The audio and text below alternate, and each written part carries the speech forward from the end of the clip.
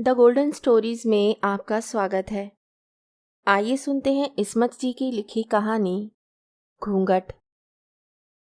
सफ़ेद चांदनी बिछे तख्त पर बगुले के परों से ज़्यादा सफ़ेद बालों वाली दादी बिल्कुल संगमरमर का भद्दा सा ढेर मालूम होती थी, जैसे उनके जिस्म में खून की एक बूंद ना हो। उनकी हल्की सुरमई आंखों की पुतलियों तक पर सफ़ेदी रिंग आई थी, और जब वो अपनी बेनूर आंखें खोलती तो ऐसा मालूम होता सब रोज़न बंद है। खिड़कियां तबीज़ पर्दों के पीछे सहमी छिपी बैठी हैं।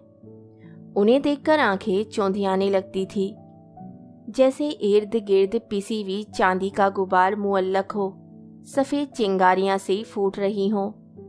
उनके चेहरे पर पाकीज़गी और दोशीजगी का नूर था। 80 बरस की इस कुंवारी को कभी किसी मर्द ने हाथ नहीं लगाया था। जब वो 13-14 बरस की थी तो बिल्कुल फूलों का गुच्छा लगती थी। कमर से नीचे झूलते हुए सुनहरी बाल और मैदा शहाब रंगत। शबाब जमाने की गर्दिश ने चूस लिया, सिर्फ मैदा रह गया। उनके हुस्न का ऐसा शोहरा था कि अम्मा बाबा की नींदें हराम हो गई थी। डरते थे कहीं उन्हें जिन्नात ना उड़ा के लिए जाए, क्योंकि वो इस धरती की मखलूक नहीं लगती थी। फिर उनकी मंगनी हमारी अम्मा के मामू से हो गई। जितनी दुल्हन गोरी थी उतने ही दूल्हा मियाँ शहाब भट्ट थे। रंगत को छोड़कर हुस्न ओ मर्दानगी का नमूना थे।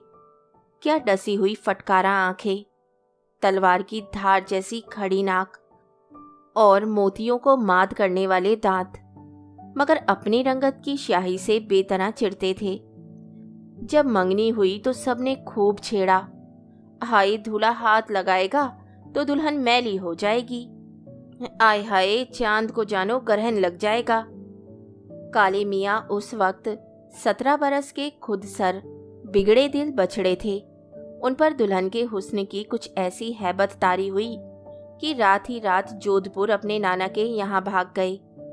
दबी जबान से अपने हम उम्रों से कहा, मैं शादी नहीं करूँगा। ये वो जमाना था जब चूं चां करने वालों को जूते से दुरुस्त किया जाता था। एक दफ़ा मंगनी हो जाएगी तो फिर तोड़ने की मजाल नहीं थी। नाके कट जाने का खदशा होता था। और फिर दुल्हन में ऐब क्या था? यही कि वो बेइंतहा हसीन थी। दुनिया हुस्न की दीवानी है और आप हुस्न से नाला, बदमजागी की हद है। वो मगरूर है, दबी जबान से कहा। कैसे मालूम हुआ? जबकि कोई सबूत नहीं, मगर हुस्न जाहिर है मगरूर होता है, और काले मियाँ किसी का गुरूर झेल जाएं, ये नामुमकिन। नाक पर मक्खी बिठाने के रवादार ना थे। बहुत समझाया कि मियाँ वो तुम्हारे निकाह में आने के बाद तुम्हारी मलकियत होगी। तुम्हारे हुक्म से दिन को रात और रात को दिन कहेगी। जिधर बिठाओगे बैठेगी, उठाओगे उठेगी। कुछ जूते भी पड़े और आखिरकार काले मियाँ को पकड़ बुलाया गया और शादी कर दी गई। डोमनियों ने कोई गीत गा दिया, कुछ गोरी दुल्हन और काले दूल्हे का। इस पर काले मियाँ फनफना उठे। ऊपर से किसी ने चुपता हुआ एक सहरा पढ़ दिया। फिर तो बिल्कुल ही अलिफ हो गए, मगर किसी ने उनके तंतना को संजीदगी से ना लिया। मजाक ही समझे रहे और छेड़ते रहे। दूल्हा मियाँ शमशीरे बरहना बने। जब दुल्हन के कमरे में पहुंचे तो लाल लाल चमकदार फूलों में उलझी सुलझी दुल्हन देखकर पसीने छूट गए। उसके सफ़ेद रेशमी हाथ देखकर खून सवार हो गया। जी चाहा अपनी स्याही इस सफ़ेदी में ऐसी घोट डाले कि इम्तियाज ही खत्म हो जाए। कांपते हाथों से घूंघट उठाने लगे तो वो दुल्हन बिल्कुल औंधी हो गई। अच्छा, तुम खुद ही घूंघट उठा दो। दुल्हन और नीचे झुक गई। हम कहते हैं घूंघट उठाओ, डपट कर बोले। दुल्हन बिल्कुल गेंद बन गई। अच्छा जी, इतना गुरूर?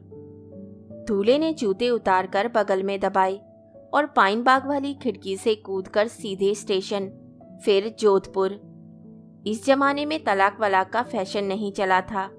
शादी हो जाती थी तो बस हो ही जाती थी।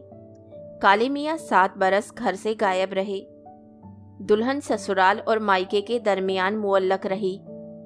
माँ को रुपया पैसा भेजते रहे। घर की औरतों को पता था कि दुल्हन अनछुई रह गई।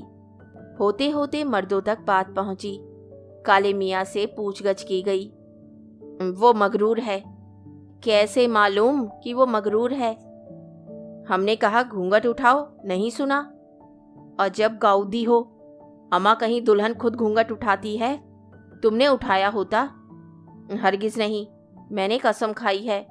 वो खुद घूंघट नहीं उठाएगी तो चूल्हे में जाए। अम्मा अजब नामर्द हो, दुल्हन से घूंघट उठाने को कहते हो, फिर कहोगे वो आगे भी पेशकदमी करे। अजी ला हौल वला कुव्वत। गोरी बी के माँ बाप इकलौती बेटी के गम में घुलने लगे। बच्ची में क्या ऐब था कि दूल्हे ने हाथ ना लगाया। ऐसा अंधेर तो न देखा न सुना। काले मियाँ ने अपनी मर्दानगी के सबूत में रंडीबाजी, लौंडेबाजी, मुर्गबाजी, कबूतरबाजी, गरज कोई बाजी ना छोड़ी और गोरी भी घूंघट में सुलगती रही। नानी अम्मा की हालत खराब हुई तो 7 बरस वाले काले मियाँ घर लौटे। इस मौका को गनीमत समझकर फिर बीवी से उनका मिलाप कराने की कोशिश की गई। फिर से गोरी भी दुल्हन बनाई गई, मगर काले मियाँ ने कह दिया, अपनी माँ की कसम खा चुका हूँ, घूंघट मैं नहीं उठाऊंगा। सबने गोरी बी को समझाया, देखो बनू, सारी उम्र का भुगतान है। शर्मो हया को रखो ताक में और जी कड़ा करके तुम आप ही घूंघट उठा देना। इसमें कुछ बेशर्मी नहीं, वो तुम्हारा शोहर है, खुदाए मजाजी है। उसकी फर्मा बरदारी तुम्हारा फर्ज है। तुम्हारी निजात उसका हुक्म मानने में ही है। फिर से दुल्हन सजी, सेज सजाई, पुलाव जर्दा पका और दूल्हा मियाँ दुल्हन के कमरे में धकेले गए। गोरी भी अब 21 बरस की नोखेज हसीना थी। अंग अंग से जवानी फूट रही थी। आंखें बोझल थी, सांसें भरी थी। 7 बरस उन्होंने इसी घड़ी के ख्वाब देखकर गुजारे थे। कमसिन लड़कियों ने बीसियों राज बताकर दिल को धड़कना सिखा दिया था। दुल्हन के हीना आलूदा हाथ पैर देखकर काले मियाँ के सर पर जिन मंडराने लगे। उनके सामने उनकी दुल्हन रखी थी, 14 बरस की कच्ची कली नहीं, एक मुकम्मल गुलदस्ता। राल टपकने लगी। आज जरूर दिनों रात को मिलकर शर्मिगी शाम का समा बंधेगा।